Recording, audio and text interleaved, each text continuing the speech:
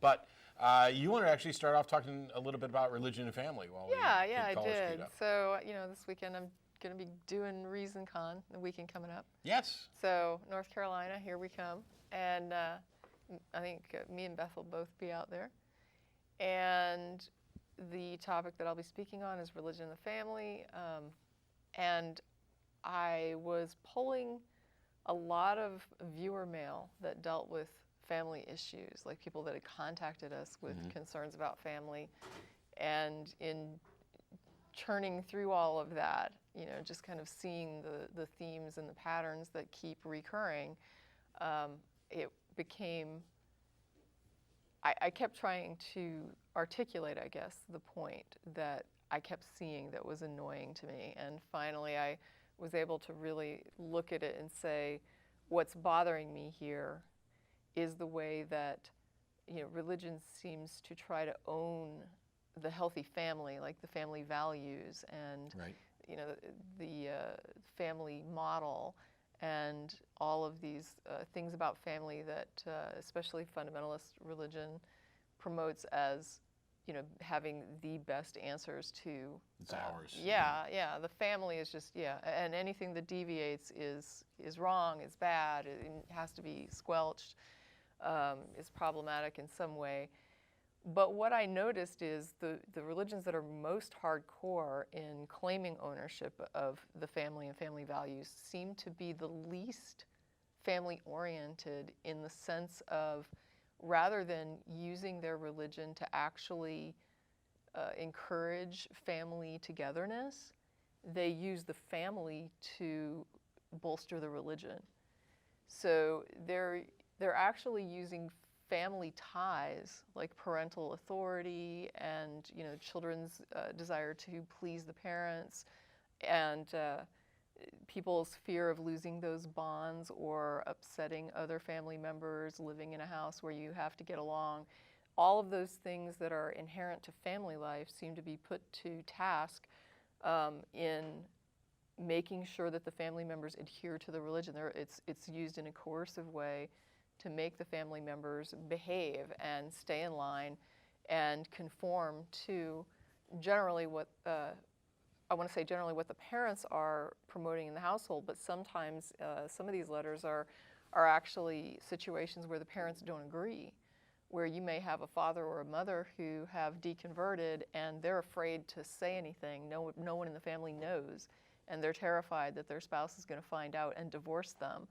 And this, to me, is the idea of them understanding that in that family, the family that they have set up and been a part of, that if they deviate from the religion, they will be outside of that family. They will suffer consequences. They will potentially lose those family ties. They could be broken. They could be strained.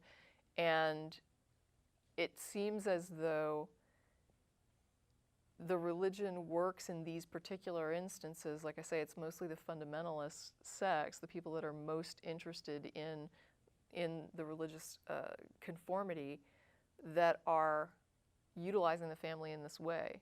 So they're less. So religions are often. I don't know if it's fair to say they're giving lip service to caring about a good, healthy family. Yeah. It may be that the primary reason for caring about a good, healthy family is to ensure that there's a healthy family participating to bolster religion. And Yes. When the family begins to crumble, then you cut off the dead branches type thing. Yeah. I even found one website that I'll be talking about this upcoming weekend, where this is actually stated outright, where they basically say the purpose of the family is to go out and promote the religion.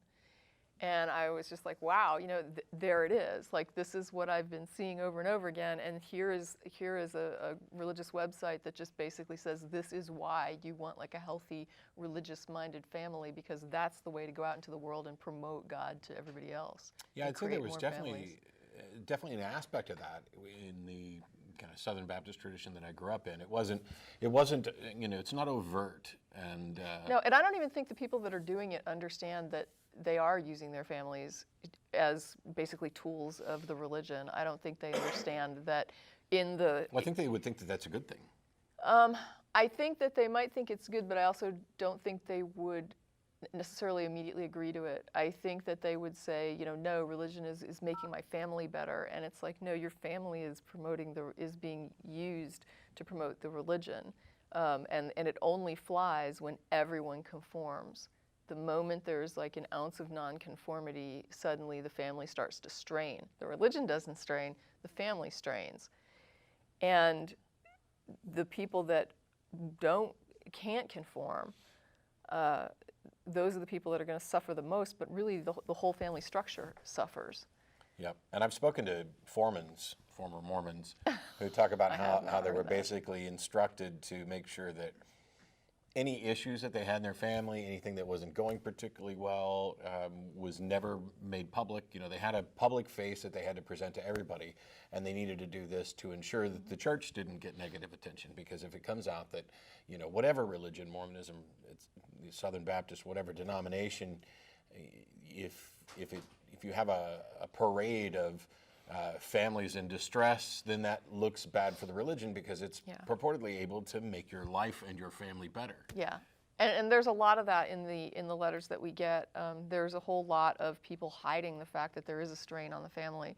So some of the people who've actually come out and faced that strain, or confronted the family and said, look, I don't believe this, and then had to deal with that fallout. Mm-hmm. There's a lot of situations where when that fallout hits, the response from the rest of the family is, you just keep it quiet.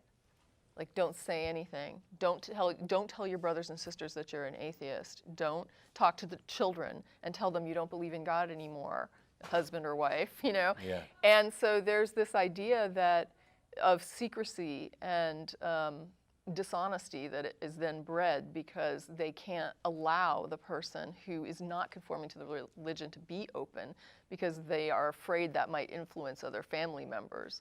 And so they end up basically coercing children if they live at home, or threatening spouses, one another, with disharmony in the home. Should you tell the children, or should you speak to the children about this? I'm taking them to church and I don't want you questioning this in front of them. Mm-hmm. And so there's this whole idea of, it's not so much that you don't believe as that you may not conform. So don't believe, and that's fine, just keep conforming, and we'll just keep pretending that everything is, in line with the religion, and we'll proceed like that, and it'll all be fine. You just have to lie. And I think that, looking back, I'm not completely sure, because there was very little disagreement on these issues at the time that I was in the family. But if you think about political issues, mm-hmm. I have family members, we're going to disagree on various things, and my recollection of this may not be accurate, but it seemed to me that if we disagreed on something that wasn't a clear part of the religion, like where money should go, right. where the government should be spending money, then there was not any, this hush-hush, or you had a disagreement, and you may think that the other person's an ass and you don't talk to them, whatever else. But if you had a disagreement on a political issue that was also tied up with what the religions believe, maybe it was abortion, maybe it was some issue along those lines, then it wasn't so much a keep it to yourself. It was, you're no longer biblically correct. You're no longer in accordance with our religious beliefs, and that's a problem. Yeah, yeah. And I think that while you could probably find examples of families using other things, I would say probably even weird things like, love of sports or love of some kind of gaming or something. There might be families that are into that to an extent that when someone doesn't participate, they feel left out. So I'm not saying that, only religion can do this, but I think that when I think about other things that cause these types of rifts, generally speaking, I don't see it happening as frequently or with the magnitude that it happens in the family. I think close to it might have been, like years ago, racial issues. Like if somebody were to date or marry somebody outside the race, that might be competitive with this. Which, still happens, as does the, having a gay kid. Yeah, that will cause issues. But when I thought of that, what interested me was that's usually causing issues because of religion. Right. So it's, that's kind of an interesting thing too. I had relatives who were against interracial marriages because they thought they were ungodly. That this was, they had a religious reason, until a a couple joined their church, and then they got to know them and interacted with them, and then all of a sudden, not only were they fine with it, but God had evidently, Become either fine changed with his it, mind or yeah. they had misunderstood Yeah, what God wanted. they weren't understanding correctly. And so it got removed from the list of religious issues for which I will ostracize you and think you're terrible, just because of one nice family. Yeah, this is made clear. I mean, it's interesting to me how many people write in not having come out, basically understanding that there is a principle already at work in the family that you don't come out with this. And so the family builds this environment of fear that is set up to prevent the person from feeling comfortable ever coming out with something like this. So it's almost like this weird inoculation against it to basically say, we want to set up the family in such a way that if one of our children or one of the spouses or anybody involved starts to deviate from this, they know not to say anything. They know there's a risk, and there's. We hear this all the time from people who are either talking about coming out or they're just transitioning. There's a reason why Recovering from Religion has the Hotline Project, which is now live. So if you're in this situation where you're having difficulties with a transition, either from religion to a non-religious worldview, or just trouble in general along those lines, just look up Recovering from Religion Hotline Project. And there's somebody you can call who can, direct you to resources, because we've seen families essentially run out of town. We have seen people kicked out of their homes, cut off from their families, cut off from their social networks and support groups. There's a real risk to it. And one of the things that I say when I talk to people about potentially coming out is make sure you are comfortable with all of the potential risks. And, if you think that your life is likely to be worse afterwards, then maybe hold off. Wait until we continue changing the world so that there's perhaps less risk involved. And I've seen both. Like, I've seen people that have contacted us to say, my family will freak out, and then they write back later and say, I told them, and they were freaked out for a little bit, but they chilled out and they're taking it much better than I thought. And then we get other letters from people who are like, I think my family would be okay with it, and oh my gosh, then I told them and it wasn't okay at all. Like, it was a nightmare, and I wish I had just kept my mouth shut because now everything is like just crushed. My parents hate me. So sometimes it can be difficult to gauge, but still the best person to gauge is the person who's lived in it. Yep. So even if you're wrong, you still have probably a better chance of gauging your family's reaction than we would at our email list. So if you write to us, we'd probably just write back to say, consider the consequences and make that decision very prudently. Read Greta Christina's book on coming out, which talks about all the people she interviewed, and of all of them, only one of them regretted it and wished it had never happened. The rest of them may have gone through difficulties, but things turned out better in the end, or at least they were fine with the results at the end. Because I don't know your family.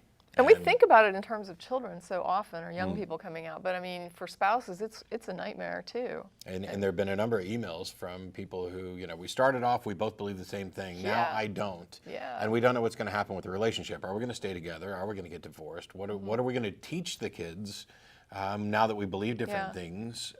Sometimes the other spouse that remains religious, it becomes like their whole mission and their whole focus to just, reintegrate that distant spouse back into the fold, to where they lose sight of any other aspects of the relationship. Yeah, they're terrified of what, we used to both believe, and we were kind of half-ass Easter Christmas Christians. And but now my spouse doesn't believe anymore, and I'm terrified of the impact this is going to have on my kids. So now I've got my kids in church Sunday morning, Sunday night, Monday night, Wednesday night. We've got to work extra hard to undermine the which then freaks out the other godless spouse, heathens. because they're just like, I talked to my spouse about it, and then they became uber religious, and they weren't before, and I don't know what happened, and why they've kind of gone nuts now, and I mean, it's a mess, some of the things that it does. I have a friend of mine who used to blog as an atheist, and her spouse was supposedly okay with it for the entire time. As soon as they got divorced, he suddenly became super Catholic in order to win a custody battle. And unfortunately, he got a judge, and I think that it's hard to say what the likelihood is of a judge going along with this, but if you live in a country where most people believe or have been indoctrinated into this idea that there's something good or positive about belief in general, even if they're not really that into it, then being viewed as the godless heathen may put you on the losing side of a custody case or similar issues. Yeah, when I was sat in with nonprofits recently, and one of the articles that I brought in had like a recent survey where people were queried about different attitudes about religious belief and religious practice, and it was surprising. I wish I could remember the percentage. It was like a very high percentage of people who were secular who rated that religious belief or faith and attendance at church is, admirable. And it's like these are people that are secular, like secular-minded, and still pay this homage to religious, just simply religious facade. Yeah, and it's that is something that I think is going to be a little harder to fix. I have atheist friends and people I've worked conventions and stuff with who will talk about how wonderful the Sermon on the Mount is. And I didn't think so. So one of the things I did is I went to ironchariots.org and I did a verse-by-verse deconstruction of the Sermon on the Mount, showing, hey, here's some good things, here's some not so good things, here's some pretty bad things, here's some encouragement for a victim-like mentality of, hey, if you're living right by God, the whole world's going to hate you. So if the whole world hates you, that must mean you're living right by God, which, wow, talk about encouraging this sort of victim mentality. And I think maybe we need to do more consciousness raising in that area, that religion and morality, or religion and being a good person, don't go hand in hand, and that there's nothing particularly laudable about what I view as gullibility or buying into superstitions. And if we can demonstrate the things that you're talking about how religions don't actually care about encouraging a healthy family relationship, except in the arena where it benefits the religions, I think that might go a long way. And I don't want to say that all religions and all families are, guilty of this. I mean, I honestly think the more fundamentalist they become, the more letters we get. We don't get too many letters from people who are like, hey, my family's very laid back about religion, and we go to the UU church down the road, and I'm really scared to tell them I'm atheist. I mean, we don't get that letter, ever. So it's almost always, my dad's a deacon, or I'm a deacon, and I don't know what to do now. And so those are the letters we're getting, people that are very involved in very evangelical sects. The good news is the world's changing. The nuns, the NONEs, the ones with no religious affiliation, are an incredibly rapidly increasing group by most polls. You have recovering from religion, a social network for people who are recovering from religion. There's the Hotline Project as part of that. There's a Secular Therapist Project for people who actually need therapy and don't want to be told that what they need is Jesus, or that they need to go to church. You've got, what was the other one I was going to name? What's the matter, Tracie? You can't read my mind? I don't know. In addition to those, there are a number of other groups out there that are focused on this. The opportunity to transition. We're building more local communities, so people have a place to land when they find their way out.